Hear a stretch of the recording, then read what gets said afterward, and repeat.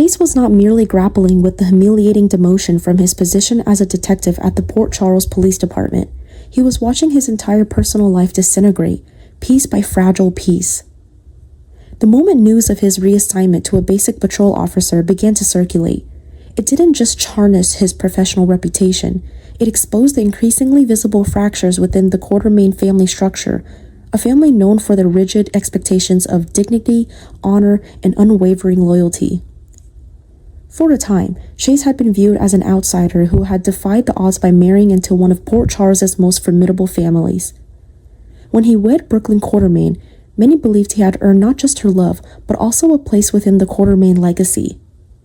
Brooklyn, in particular, had placed her faith in him, not merely as a husband, but as a man of integrity and strength who could rise to the standards that her name demanded. But everything Chase had done since then had only served to erode that belief and inflict quiet, accumulating wounds on the woman who once defended him. Brooklyn had always believed that Chase was a man with firm principles, someone who would prioritize his family and understand the nuances of right and wrong.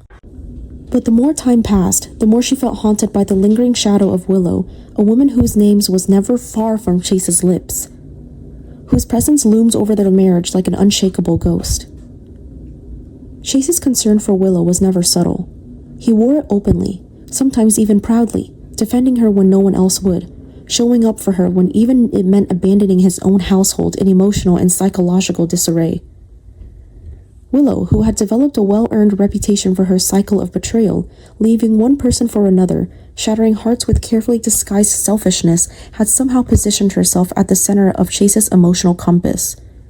And Chase, blinded by what he called empathy or compassion, had made a series of choices that steadily and ruthlessly chipped away at the foundation of his marriage. It wasn't just that he sympathized with Willow, it was that he did it so at the expense of Brooklyn. Again and again. It was that he put Willow's emotional well-being above the stability and sanctity of the home he shared with his wife. And worse still, he cloaked this betrayal in the virtuous garb of moral obligation, calling it kindness, loyalty, or unfinished business. But to Brooklyn, and increasingly to the rest of the Quartermains, it was something far more insidious, a quiet abandonment, an emotional desertion, a form of betrayal so sophisticated that it could be denied even as it was actively destroying her.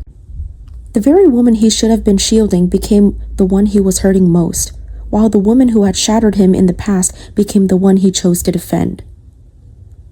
Tracy Quartermain had never been completely sold on Chase. From the beginning, she harbored reservations about his judgment, his durability, his instincts. But out of respect for Brooklyn, she gave him a chance, a place at the table, a role in the family. She observed, she waited, and she hoped she would be proven wrong. But when she saw Chase willing to jeopardize the Quartermain name, his already damaged career, and above all, the well-being of their granddaughter, just to play protector for someone like Willow, Tracy's patience ended with a thud. She had always loathed Willow's recklessness, the false innocence, the emotional wake she left behind. And for Chase to align himself with that, to not only excuse it, but to prioritize it over his marriage and professional obligations, was proof enough to Tracy that this man was not only weak, but utterly misguided. With cutting clarity and a complete lack of apology, Tracy acted. She made it abundantly clear that Chase no longer had a place under the Quartermain roof, nor did he deserve to carry the title of son-in-law. His presence was no longer a sign of alliance, but of corrosion. She expelled him from the mansion without ceremony and with no room for negotiation, instructing Brooklyn to open her eyes to see the man for what he had become, not what she had hoped he would be. Tracy's message was as brutal as it was necessary. Chase's repeated foolishness, his inability to see who was truly loyal to him, his endless coddling of a woman who never deserved his sacrifices, these were not signs of a noble heart, but of a naive one. And in the Quartermain world, naivety was unforgivable. To Tracy, Chase's downfall wasn't just sad, it was earned. A man who could be so easily swayed, so blindly driven by misplaced loyalty, had no business tying himself to a family that demanded strength and discernment. Brooklyn, broken as she might be, would recover. But Tracy would not stand by and let her be dragged down by a man too foolish to recognize the difference between devotion and delusion. For her, this was not cruelty, it was protection. a necessary excision to preserve the dignity and future of her granddaughter.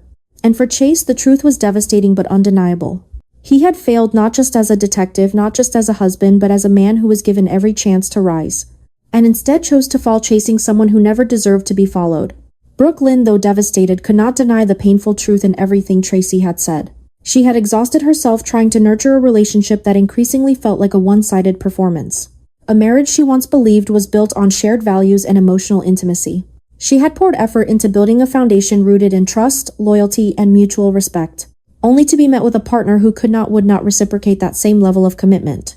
What Chase offered in return were hollow reassurances, excuses wrapped in good intentions, and decisions that consistently prioritized others over her. It became painfully clear that while Chase might be a good man in the eyes of the world, a decent citizen who played by the rules and helped those in need, he was failing in the one role that required unambiguous loyalty, that of her husband. It wasn't just one moment that shattered Brooke Lynn's faith. It was the pattern. A slow erosion that began the moment Willow re-entered Chase's life, not just as a passing memory, but as a constant figure in his orbit. Brooke Lynn watched as he subtly yet consistently gravitated toward Willow, choosing her emotional dilemmas over their shared peace, her well-being over their stability. Time and again, he stood in silent complicity when Dante's veiled criticisms and subtle undermining were directed at her or her family. And when push came to shove, Chase chose silence. He chose neutrality in moments that demanded courage. He chose ambiguity over clarity, making Brooke Lynn question whether she had ever truly known the man she married. In that silence, in those choices, Brooke Lynn saw her own worth being diminished. She had not fought so hard, endured so much, only to become an afterthought in her own marriage. Love, she now understood, was not enough when it was unbalanced. Love could not heal what one person refused to confront. And Chase, in positioning himself as a savior to every woman in distress, we had forgotten the one woman who needed him most was the one who had stood by his side through the darkest chapters of his life. In his need to be the noble one, the selfless protector, Chase had abandoned the sacred responsibility he had to his own home. In the process, he became unrecognizable to Brooke Lynn, a man whose ideals had swallowed his identity, and whose heart had wandered too far for too long. His demotion, though devastating to him professionally, became an undeniable turning point for Brooke Lynn. While Dante may have justified the decision as one based on protocol and departmental standards, Brooke Lynn saw it through a very different lens. To her, it was a loud and public wake-up call to a man who had spent far too long trying to please everyone, failing to realize that such attempts at universal benevolence often cost the people closest to you the most.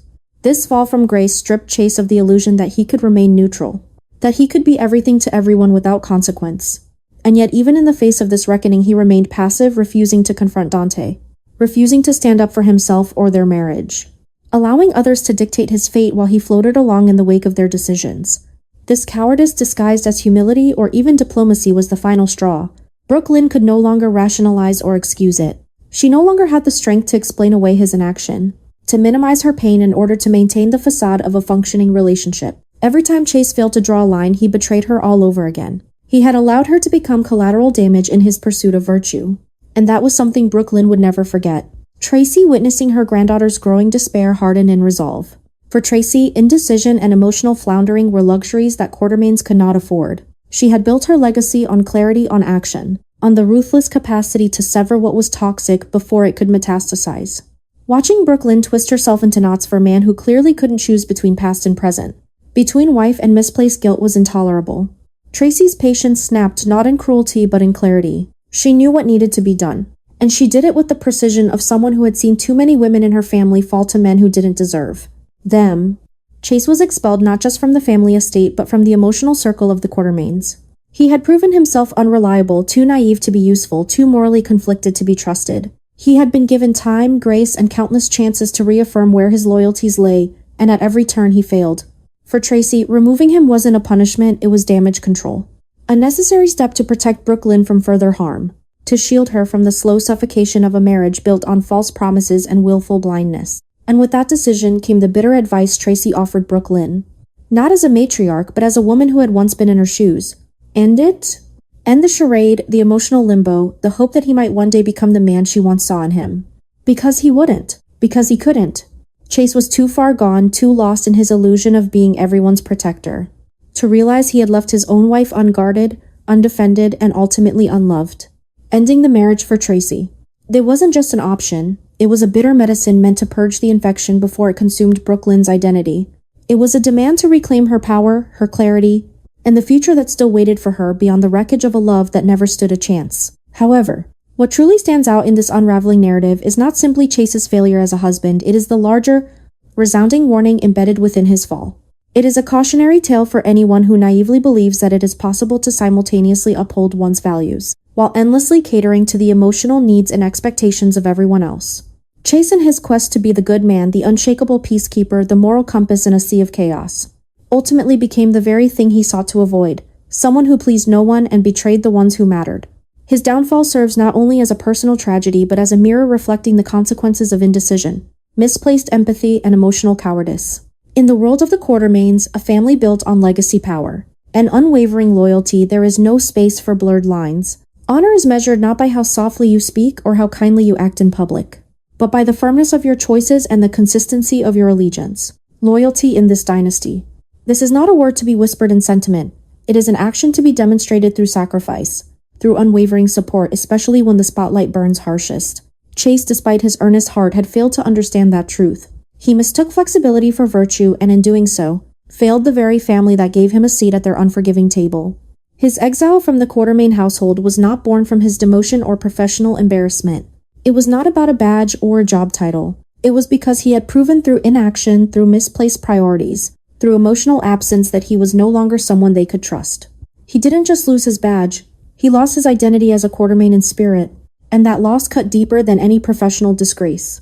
The end of his marriage with Brooke Lynn now seems less like a tragedy and more like an inevitability. It was not catalyzed by a single act of betrayal or one dramatic falling out, but rather by a slow, exhausting erosion, 1,000 tiny fractures formed from repeated poor decisions, inconsistencies, and a heart too unsure to anchor itself to anything concrete. Brooke Lynn, though bruised, would eventually come to understand that letting go of Chase was not an act of surrender but of self-preservation. It wasn't about punishing him. It was about recognizing her worth, recognizing that she deserved someone who wouldn't force her to compete with the ghosts of another woman's past. Someone who wouldn't remain paralyzed when decisive loyalty was needed most. Chase had failed to choose her not once but over and over again, and that more than anything had sealed their fate. As Chase contemplates his next steps, whether he resumes walking the beat on the streets of Port Charles or not, he will carry the weight of what he's lost. Not just a position, not just a home, but the rarest of things, a love that once believed in him without hesitation. And a family that opened their guarded hearts to someone they saw as worthy. He was granted entry into a lineage known for its pride and ruthlessness, and for a time they made room for him. But inclusion in the Quartermaine family is conditional, it is earned. Not gifted, and it must be continuously reaffirmed through action. Chase failed that test. And perhaps the most haunting consequence of all is this: Chase knows it. Somewhere deep within, in the quiet hours between one regret and the next, he recognizes that this fate was not inflicted upon him but rather shaped by his own hands. He made the choices. He kept his silence. He clung to the past while the present slipped away. In trying to be everyone's moral anchor, he lost sight of who he was supposed to stand beside. He now finds himself untethered, a man without a tribe, without a purpose. And most devastating of all, without the woman who once looked at him as if he were the safest place on earth. And no matter what redemption may come, Chase will forever carry the burden of knowing that he had everything and lost it all because he couldn't let go of the very thing that had already let go of him.